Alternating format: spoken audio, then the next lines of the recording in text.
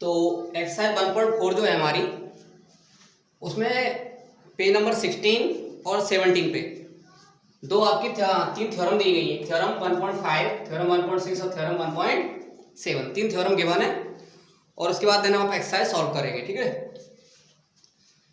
तो एक्सरसाइज 1.4 को पढ़ने से पहले इसमें जो थ्योरम है तीन, इनको डिस्कस करते हैं, क्योंकि यही थ्योरम से क्वेश्चन इसमें दिए हुए हैं। तो मैं स्टेटमेंट रीड कर रहा हूं, आप लोग देखेंगे इसमें। थ्योरम 1.5 क्या लिखा है इसमें? लेट एक्स, अपनी बुक में देखेंगे सभी लोग, let x be a rational number. अगर एक्स जो है वो कौन सा नंबर होगा? Rational number. Whose decimal expansion terminate, अगर उसका डेसिमल एक्सपेंशन, मतलब हमने बताया था टर्मिनेट कब होता है? जब कंप्लीटली डिवाइड हो जाता है। कोई नंबर जब कंप्लीट डिवाइड हो जाता है वो कौन सा होता है? टर्मिनेट। जो नंबर रिपीट होने लगते हैं वो नॉन टर्मिनेटिंग। ठीक है, ये लिखा है terminate. Then x can be expressed in the form. अब इन्होंने बोला क्या? देखो, अगर कोई रेशनल नंबर है, थ्योरम 1.5 की बात कर रहा हूं, अगर कोई रेशनल नंबर है वो x है और अगर वो p अपॉन q के फॉर्म में लिखा हुआ है, then where p and q are coprime number. ये दोनों कौन से नंबर होंगे? Coprime number. ठीक है, and the prime factorization of q, factor किसके करने हैं? q के। q के आपको क्या करना है? Factor. Is of the form, अगर ये फैक्टर जो है q के, ये 2 की पावर n और 5 की पावर m के फॉर्म में आते हैं, वेयर n और m, where n m are non negative integer होने चाहिए, ये बोला गया है। फिर से स्टेटमेंट रीड कर दे रहा हूँ। थ्योरम 1.5 की जो बोला गया है, let x be a rational number. अगर x एक रेशनल नंबर है और p अपॉन q के फॉर्म में लिखा है, मैंने पहले बताया था p अपॉन q के फॉर्म में होगा तो ये दोनों कौन से नंबर होंगे? Coprime number. उसके बाद आपको क्या करना है? q के फैक्टर करने। अगर ये फैक्टर 2 की और n या 5 की और m में आ जाए, जहां वेयर n और m क्या होने चाहिए? पॉजिटिव नंबर होने चाहिए, नेगेटिव नहीं होने चाहिए। ठीक है, इतना आपका क्या कौन कह रहा है? थ्योरम 1.5 कह रही है। ठीक है, कोई भी नंबर होगा आप उसके क्या करेंगे? फैक्टर करेंगे। किसके? q के फैक्टर करेंगे। अब आ जाइए थ्योरम 1.6 पे। लेट x, यही बोला गया आगे इसमें, अगर x क्या है? p अपॉन q के फॉर्म में कोई नंबर लिखा हुआ है x, rational number such that prime factorization of q के प्राइम फैक्टराइजेशन, इसी के यही बात को इन्होंने आगे बोला, q के फैक्टर होंगे 2 की पावर n या 5 की पावर m के फॉर्म में होंगे, are non negative integer, then x is the decimal expansion which terminating. जो डेसिमल एक्सपेंशन होगा इसका वो क्या होगा? टर्मिनेट होगा, मतलब कंप्लीटली डिवाइड हो जाएगा। ठीक है, अगर 2 की पावर n में होगा या 5 की पावर m में होगा या फिर दोनों का साथ में होगा, 2 की पावर n मल्टीप्लाई 5 की पावर n।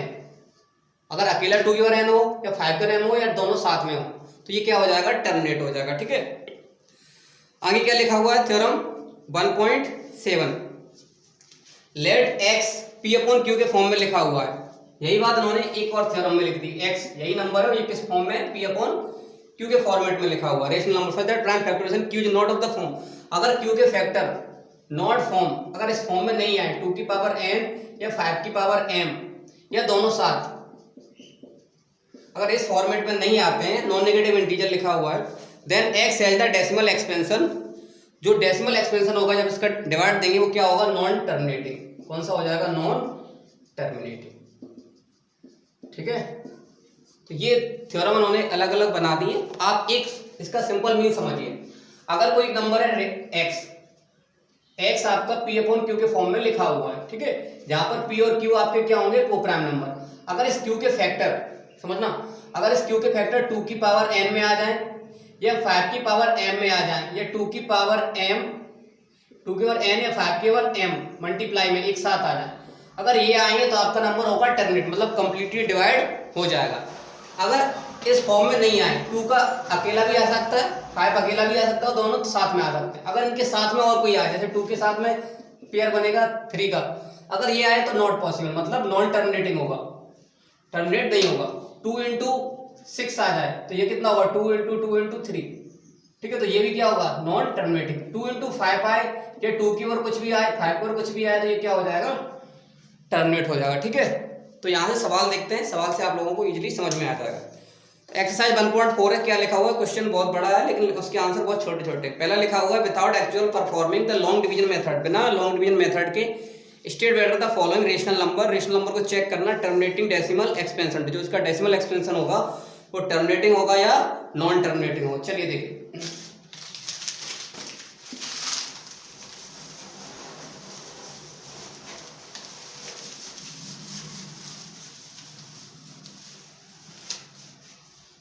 क्वेश्चन देखना इसके।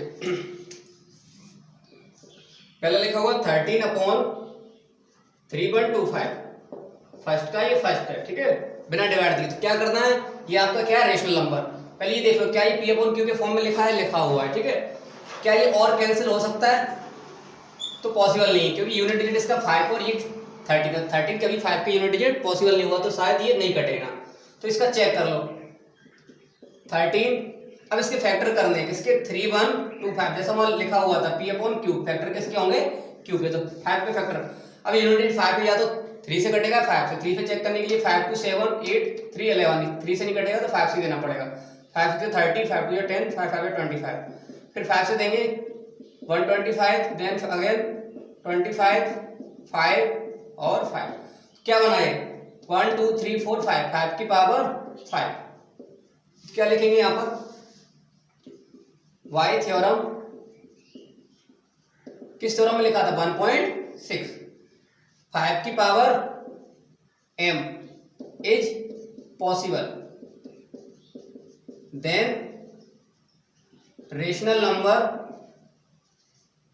इज टर्मिनेटिंग, क्योंकि 5 की पावर में बनना है, अकेला ही बन सकता है, तो ये क्या हो जाएगा, टर्मिनेट हो जाएगा, ठीक है। सेकंड वाला देखिए इसका 17/8 और कैंसिल नहीं होगा, इसके 8 के फैक्टर क्या हो जाएंगे, 2 4 और ये 2, ये कितना हो जाएगा 17 2 की पावर 3। यहां भी वही लिखेंगे वाई थ्योरम 1.6 2 की power n is possible, it means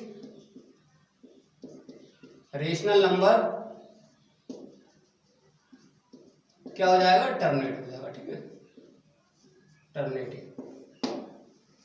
इस तरीके से आपको फैक्टर करके चेक करना है। चलिए जल्दी करिए इनको, थर्ड वाला करिए, सारे एक बार चेक करो।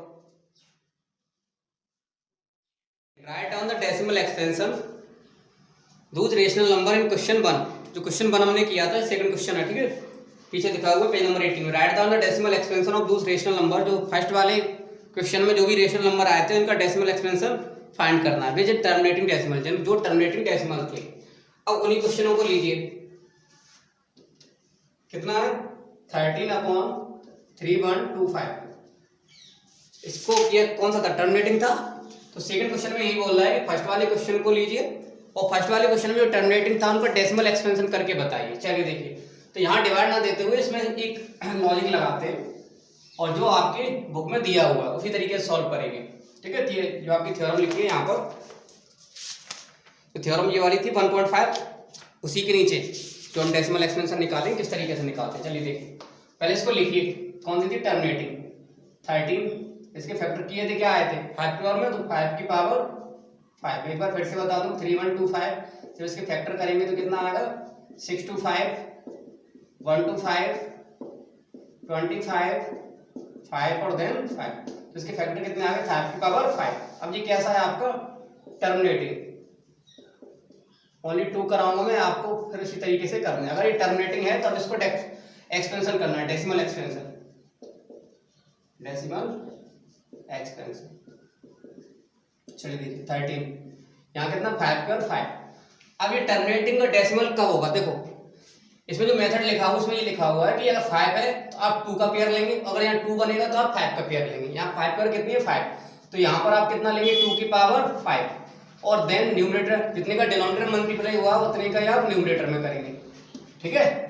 अब यहाँ यही क्यों किया 5 पर 5 भी क्यों लिया, क्योंकि आपको एक आइडेंटिटी मालूम होती है, अगर a की पावर m हो मल्टीप्लाई b की पावर भी m हो, a b की पावर कितना हो जाता है m हो जाता है, ठीक है। तो यहाँ क्या हो जाएगा 13 इंटू 2 की पावर 5, नीचे कितना हो जाएगा 5 2 जा 10 की पावर 5। अगेन ये क्या होगा 13 2 की पावर 5 कितना होता है 2 into 2 into 2 into 2 into 2, two जा 4 2 जा 8 2 16 32 अपॉन में कितना आ जाएगा, कितने जीरो आएंगे 5, तो 1 2 3 4 5। अब इनको मल्टीप्लाई कर लीजिए, 13 2 जा 26, 13 3 जा 39, 39 और 2 41। और नीचे कितना लिखा हुआ है, 1 10 100 1000 10,000 लाख। अब यहाँ देखो नीचे कितने डिजिट है, जीरो काउंट करो, 1 2 3 4 5, ऊपर कितने डिजिट है 1 2 3, तो आगे 2 जीरो बढ़ा दिए जाते हैं और डेसिमल लगा दिया जाता है, तो यहाँ से ये हट जाता है। तो इसका डेसिमल एक्सपेंशन कितना हो गया, डेसिमल एक्सपेंशन 0.00416। इस तरीके से करना है, ठीक है। जो टर्मिनेट होगा उन्हीं की करने हैं, नॉन टर्मिनेटिंग का नहीं करना, क्वेश्चन में बोला नहीं गया, ठीक है। चलिए समझ में आ गया, नोट डाउन करिए।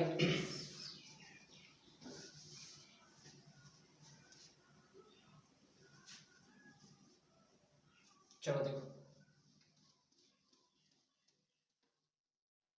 सेकंड वाला क्या था, ये भी टर्मिनेटिंग था, और थर्ड वाला नॉन टर्मिनेटिंग था, उसका करना ही नहीं है। तो सेकंड वाला और इसका बता दे रहा हूँ, ठीक है, तो देन आपको सॉल्व करना। 17 अपॉन क्या है 8 है, इसको हमने कितना लिखा था 17 2 की पावर 3, क्या ये टर्मिनेटिंग, ठीक है। अब इसको हम कितना लिखना है, 17 अपॉन 2 की पावर 3, क्या होगा इसका डेसिमल एक्सपेंशन 17 2 की पावर 3, तो यहाँ 2 है तो अब किससे मल्टीप्लाई होगा 5 का होगा, ठीक है पॉइंट, ठीक है 5 की पावर 3, और ऊपर भी कितना 5 की पावर 3 से, यहाँ आइडेंटिटी लिखनी पड़ेगी, सिंस a की पावर m मल्टीप्लाई b की पावर m होता है, तो ab की पावर कितना हो जाता है m हो जाता है। यहाँ कितना 17 5 की पावर 3 कितना हो जाएगा 125, और ये कितना 10 की पावर 3 मल्टीप्लाई करते 17 5 जा 85, कैरी कितनी 8, 17 2 जा 34, 34 8 42, कैरी कितनी 4, 17 1 जा 17 और 4 21, नीचे कितना आ गया 3 जीरोस। अब देखिए डेसिमल कहाँ लगेगा, यहाँ पर कितने डिजिट है 1 2 3, और ऊपर कितने डिजिट है 1 2 3 4, तो डेसिमल कहाँ पर आ जाएगा 2 के बाद 2.125, तो इसका क्या आ गया डेसिमल एक्सपेंशन आ गया, ठीक है। तो इस तरीके से आपको इस सॉल्व करने हैं, ठीक है। यही मैं थर्ड वाला और आपको बता दे रहा हूँ, और आपकी एक्सरसाइज आपकी यहाँ फिनिश हो जाती है, ठीक है।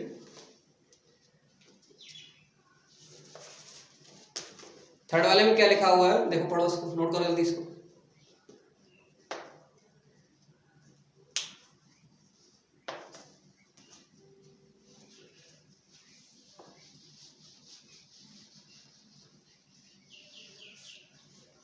The following real number have decimal expansion given below.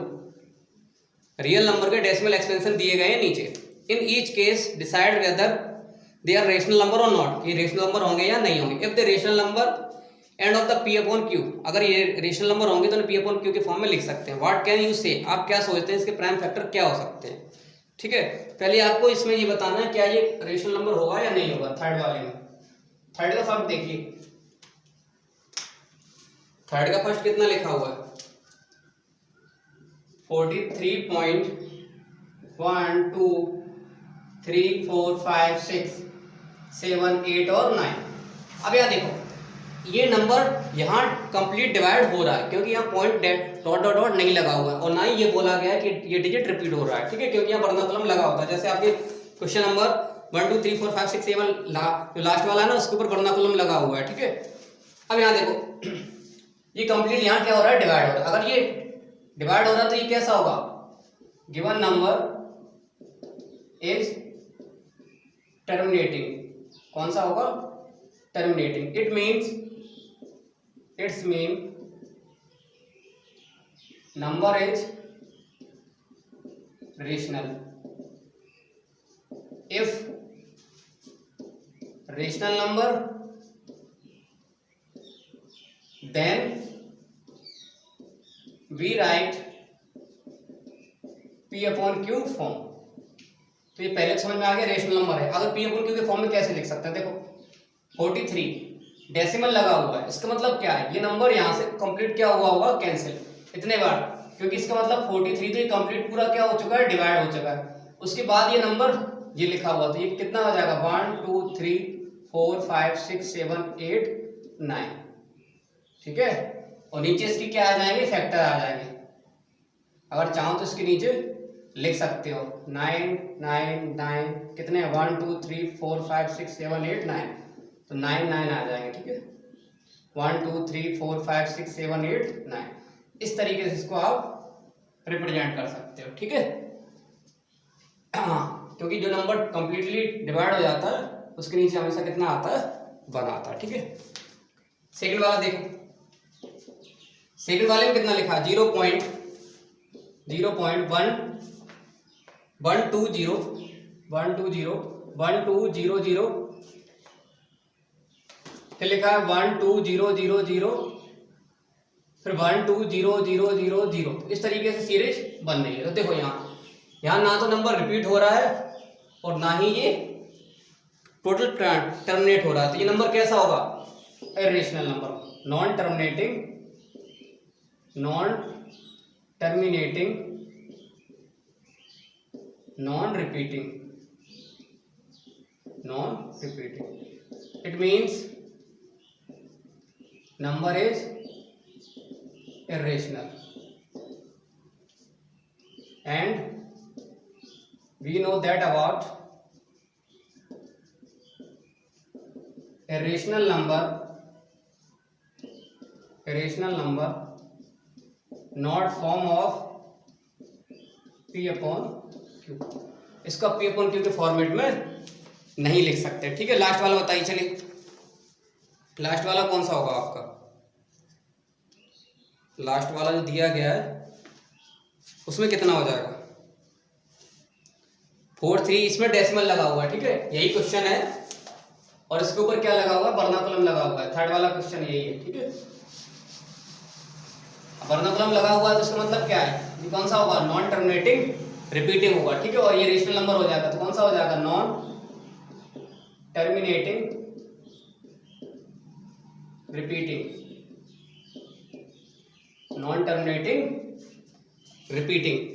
Then कौन सा नंबर होगा, ये रेशनल नंबर। अगर रेशनल नंबर है तो पी अपॉन क्यू के फॉर्म में होगा। अभी देखो पी अपॉन क्यू के फॉर्म में तो होगा, लेकिन इसके फैक्टर जो होंगे वो 2 की पावर m और 5 की पावर n में, और ना ही 2 की पावर n और ना 5 की पावर m के फॉर्म में बनेंगे, क्योंकि कैसा है, नॉन टर्मिनेटिंग रिपीटिंग। ठीक है, तो ये आपकी एक्सरसाइज कंप्लीट सॉल्व हो चुकी है। हाँ, कल से आप एक्सरसाइज सेकंड पढ़ने वाले हैं।